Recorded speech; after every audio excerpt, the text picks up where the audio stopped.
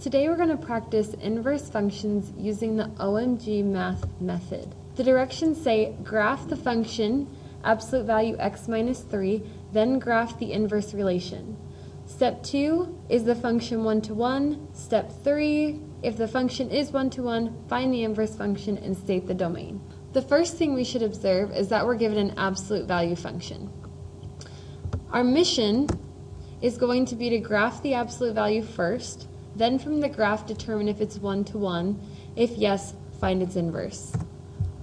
So to do this, we're going to make an XY chart to graph, and we're going to start at the vertex of the absolute value function. We have to remember that absolute value functions make a V, so when we graph it, we should be looking for a V shape. And then we're going to apply the horizontal and vertical line test to check if it's 1 to 1. If it passes both, we're going to find its inverse. If it does not pass both, then we know it does not have an inverse.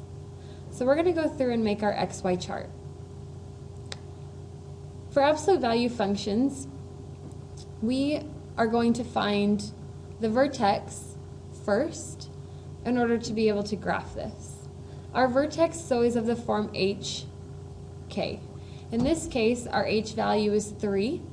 We always write the opposite of the given sign, so since it's a minus, we're going to write it as a positive 3. And our K value, which is typically at the end after the absolute value, is missing, so we're going to write it as 0. Because there could technically be a plus 0 here. Then, to make our chart, we pick an x value that is smaller than 3, so 2, and one that is bigger than 3, so 4, and we plug them into the equation for y, absolute value x minus 3, and solve for y. So the absolute value of 2 minus 3 gives us negative 1, which is 1. We already have the point for 3, so we don't have to do that one. Then we plug in 4. The absolute value of 4 minus 3 is 1, and the absolute value of 1 is 1. So we're going to plot these points. We go over 2 up 1, over 3 to 0, over 4 up 1.